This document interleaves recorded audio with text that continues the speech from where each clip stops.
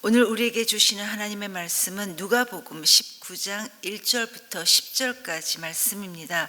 저와 여러분이 한 절씩 교독하고 마지막 절은 함께 읽도록 하겠습니다. 제가 먼저 읽습니다. 예수께서 여리고에 들어가 지나가고 계셨다. 삭개오라고 하는 사람이 거기에 있었다. 그는 세관장이고 부자였다. 삭개오는 예수가 어떤 사람인지를 보려고 애썼으나 무리에게 가려서 예수를 볼 수 없었다. 그가 키가 작기 때문이었다. 그래서 그는 예수를 보려고 앞서 달려가서 뽕나무에 올라갔다. 예수께서 거기를 지나가실 것이기 때문이었다. 예수께서 그곳에 이르러서 쳐다보시고 그에게 말씀하셨다. 삭개오야, 어서 내려오너라. 오늘은 내가 내 집에서 묵어야 하겠다. 그러자 삭개오는 얼른 내려와서 기뻐하면서 예수를 모셔드렸다.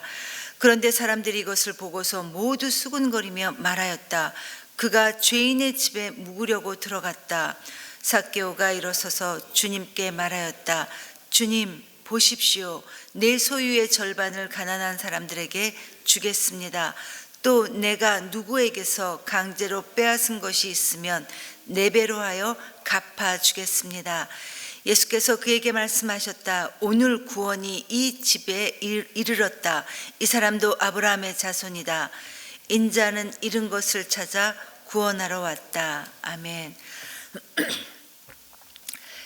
여러분, 우리 사람들은, 우리 인간은 혼자 살아가는 존재가 아니기 때문에 반드시 사람들과의 관계를 맺고 살아갑니다. 당연한 사실입니다. 그런데 특별히 요즘 같은 시대는 혼밥, 혼술 이런 신조어가 생길 정도로 사람들 간에 서로 적절하게 이렇게 거리를 두고 살아가는 사람들이 참 많이 생겨난 것 같습니다.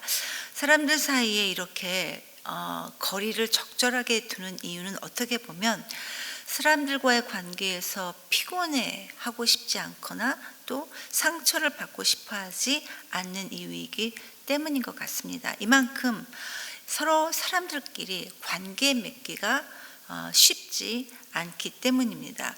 많은 경우 사람들은 인간관계 사이에서 힘들어하고 또 자신이 가지고 있는 이 열등감, 이러한 것들이 너무 커서 이러한 것들에 휘둘리는 경우가 우리 사람들에게는 참 많이 생깁니다. 그런데 여러분, 이 열등감이라는 것도 우리 모두가 다 가지고 있고 또 사람들 사이의 관계를 맺기 어려운 이 문제 역시 솔직히 우리 모두가 다 가지고 있는 문제입니다. 오늘 우리가 살펴보고 있는 이 본문의 주인공인 이 삭개오도 열등감이나 또 인간관계에서 가지고 있는 심각한 문제, 이 두 가지를 다 가지고 있었던 사람이 바로 오늘 본문의 삭개오입니다. 그러나 우리 인생에 있어서 가장 중요한 예수님과의 만남, 예수님과의 바른 인격적인 관계를 갖게 됨으로써 자신에 대한 존재의 의미를 제대로 그리고 바르게 깨닫고 그 이후 변화된 삶을 살았던 사람이 바로 삭개오였습니다. 그에게 어떤 일이 있었는지 한번 살펴보도록 하겠습니다.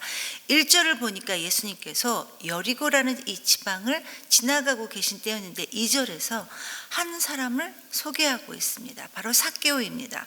그런데 이 사람을 우리 예수님께서 어떻게 소개하고 있냐면 그가 세관장이었고 또 부자였다, 이렇게 소개합니다.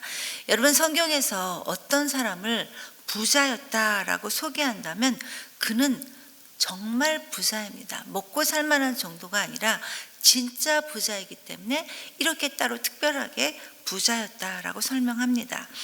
당시 이 세관장이라고 하는 것은 이스라엘 백성들로부터 세금을 걷기 위해서 로마 정부에서 임명한 관리였기 때문에 같은 동족 유대인이었지만 그러나 이스라엘을 위해 일하지 않고 로마 정부를 위해 일하는 사람들이었습니다. 그렇기 때문에 이 세리들은 같은 동족을 착취하는 배신자요, 매국노 취급을 받았기 때문에 사람들로부터, 같은 동족들로부터 철저하게 외면당하고 또 고립된 삶을 살았던 사람들이 바로 이 세리들이었습니다. 왜냐하면 이스라엘 백성들 입장에서는 로마의 속국으로 사는 것도 정말 힘들었지만 이 점령국 로마가 모든 식민지에 부과하는 이 세금이 너무 많이 힘들었기 때문에, 가혹했기 때문에 민족성이 강한 이스라엘 사람들은 자기네들한테 이 세금을 착취하는 이 세관장, 세리들, 이 사람들을 굉장히 싫어했습니다. 이런 사회적인 배경 때문에 사람들로부터 배척받는 이 세리들, 세관장이 된다는 것은 물론 부는 쌓을 수 있었지만, 그러나 그들 평생에 같은 동족으로부터 멸시를 당해야 되는 것은 각오해야만 했었습니다. 오늘 이 삭개오 이야기 앞부분에 28장에 나왔던 이 맹인도 사람들로부터 멸시를 당하는 이런 소외 대상이었는데, 이 맹인은 예수님께서 지나가신다는 소식을 듣고 사람들의 이 핀잔, 또 시선에도 불구하고 적극적으로 예수님을 소리내서 불렀습니다. 예수님, 예수님. 그런데 오늘 삭개오도 물론 이 맹인처럼 소리내어 부르지는 않았지만, 그러나 이 삭개오에게도 이런 적극적인 모습을 볼 수 있었습니다. 3절과 4절에 보니까 키가 작았던 이 삭개오가 그동안 소문으로만 들었던 이 예수님이 너무 궁금해서 보고 싶었고, 그런데 키가 작아 이게 물리적으로 가능하지 않자 과감하게 뽕나무 위로 올라갔다고 합니다. 그런데 여러분, 이 삭개오는 물론 사람들에게 경멸의 대상이기도 했지만, 그러나 표면상으로는 이 맹인과는 완전히 다른 비교도 할 수 없는 대단한 부자였습니다. 그래서 어떻게 보면 그 구걸했던 맹인이 소리쳐서 예수님을 불렀다라는 것은 당연해 보입니다. 그러나 이 삭개오의 경우는 표면상으로 볼 때 단지 키가 작았을 뿐 그 누구도 부러워하지 않는 권세가였고 또 대단한 부자였습니다. 말씀드렸다시피 이 세상에 여러분 열등감이 없는 사람이 없습니다. 아무도 없습니다. 그런데 남자에게 있어서 그 키가 유독 확연하게 작다라는 것은 특히 사회생활을 함에 있어서 굉장한 위축감을 갖게 합니다. 그러나 여러분, 만약에 이 열등감이 자신의 내면적인 힘이 되는 이 순기능으로 작용하게 된다면 그 열등감은 오히려 새로운 시작을 할 수 있게 되는 디딤돌이 될 수 있기도 합니다. 삭개오의 경우도 그랬습니다. 어떻게 이 삭개오가 예수님에 대해 관심을 갖게 되었는지 대해 성경은 물론 말하고 있지는 않지만, 중요한 것은 이미 삭개오의 마음이 예수님에 대해 궁금해하고 있다는 것입니다. 그래서 뽕나무에 올라갔는데, 여러분, 당시 삭개오는 한 기관의 장이었던 세관장이었습니다. 그가 세관장, 즉 한 기관의 장이었다고 한다는 것은 이 삭개오의 나이가 그렇게 어리지 않다라는 것을 의미하기도 합니다. 나이도 어리지 않았고 이미 사회적으로도 부도 갖고 있었던, 권세도 갖고 있었던 이런 그가 자신의 체면도 생각하지 않고 뽕나무 위로 올라갔다는 것은 여러분, 이미 하나님께서 이 삭개오의 영혼을 이미 만지고 계시다라는 것을 알 수 있다는 것입니다. 며칠 전에 유퀴즈라는 프로그램에서 재심 전문 변호를 하시는 변호사 한 분이 나오신 것을 봤습니다.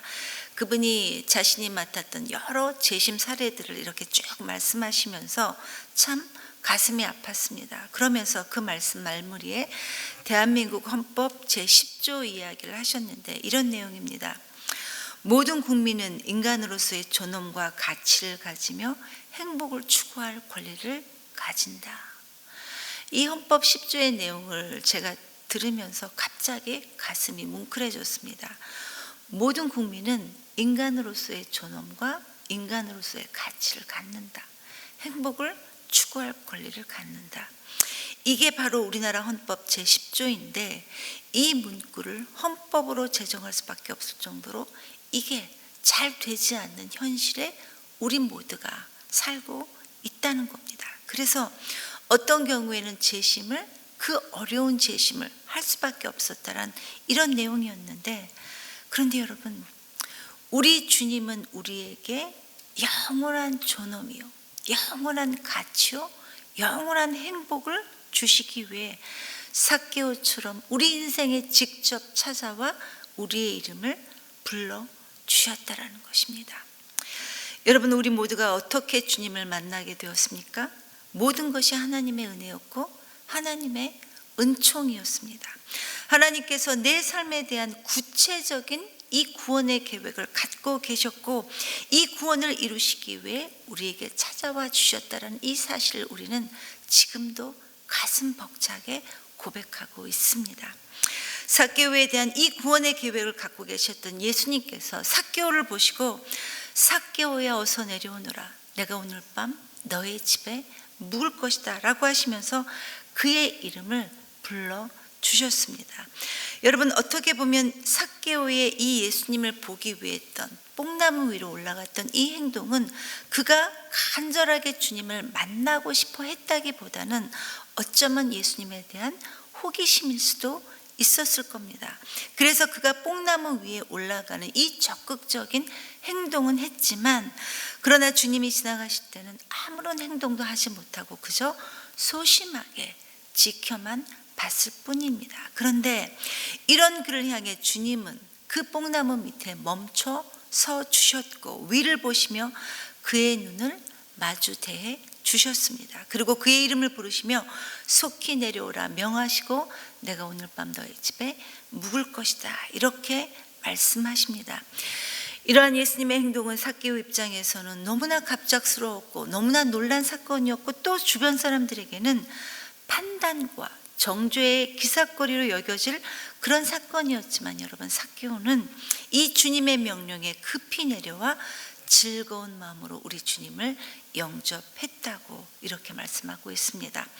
삭개오는 소외되고 버려진 인생 같았던 자신의 삶에 예수님께서 친히 찾아와 주시고 자신의 인생에 개입해 주신 것이 너무나 기쁘고 감사해서 하나님 예수님께 이렇게 고백합니다. 8절입니다. 주님, 내 소유의 절반을 가난한 사람들에게 나누어 주겠습니다. 그리고 혹시라도 제가 강제로 빼앗은 것이 있다면 제가 4배로 갚겠습니다. 자신의 존재가 버려진 존재가 아니라는 것을 확인했던 이 삭개오가 예수님께 이렇게 고백했던 겁니다. 성도 여러분, 언제든지 바른 신앙은 머리에서 이해하고 동의하는 것으로 끝나지 않습니다. 반드시 가슴으로 내려와서 우리의 손발로 우리의 삶으로 이어지게 되어 있습니다. 삭개오는 지금 구원받은 자신의 변화에 대한 이 삶의 결단을 우리 주님께 고백하고 있는 것입니다. 그 이전에 삭개오는 하나님을 섬긴다든지 또 하나님의 말씀에 순종해야 한다든지 이 등등에 대해서는 아무런 죄책감 없이 아무런 거리낌 없이 살았던 사람이 바로 이 삭개오였는데, 그런데 예수님께서 그의 인생을 찾아오시자 하나님의 그 놀라우신 은총과 하나님의 말씀에 눈이 떠졌고 이제 자기가 어떻게 해야 되는지 어떤 삶을 살아야 하는지도 바르게 깨닫게 되었던 겁니다. 성도 여러분, 삭개오뿐만 아니라 우리 모두도 하나님의 일방적인 부르심의 은총을 받은 사람들이 저와 여러분 우리 모두입니다. 우리 인생의 주님이 친히 찾아봐 주신 것을 우리가 진심으로 감사함으로 고백하고 믿는다면 우리는 지금보다는 훨씬 더 조금 더 바르게 주님을 섬길 것입니다. 신앙은 하나님에 대한 눈뜸이고 하나님의 말씀에 대한 우리 인식의 변화입니다. 내가 하나님을 사랑하기 때문에 무조건 나의 생각이 옳을 것이라 착각하지 않기를 정말 간절히 기도합니다. 돈만을 바라보며 부패한 삶을 살았던 이 삭개오가 우리 주 예수 그리스도를 만나서 변화된 삶을 살게 되었던 것처럼 저와 여러분 우리 모두의 인생도 하나님이 기뻐하시는, 하나님이 인정하시는 그러한 삶을 날마다 살아갈 수 있게 되기를 기도합니다. 이 시간 말씀을 기억하면서 함께 기도합니다. 성령님, 이 시간 우리를 조명해 주셔서 또 말씀해 주셔서 우리의 인생이 단지 평안하다는 이유로 여전히 부패한 삶을 살고 있지는 않은지 하나님 알 수 있도록 도와주시옵소서. 그래서 우리의 욕심과 우리의 이기심을 버리고 날마다 하나님을 닮아갈 수 있도록 우리를 도와주시옵소서라고 기도하시고, 오늘은 다음 세대를 위해 기도하는 날입니다.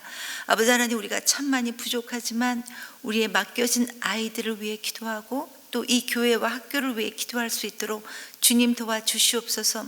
그래서 우리의 삶을 통해 우리 아이들이 예수님을 단 하루라도 빨리 만날 수 있도록 하나님 우리를 사용해 주시옵소서. 이렇게 기도하시고 마지막으로 우리 주위에 있는 질병으로 고통받고 있는 환우들을 위해 간절한 마음으로 기도해 주시고 각자 자유롭게 기도하시고 돌아가시겠습니다. 기도합니다.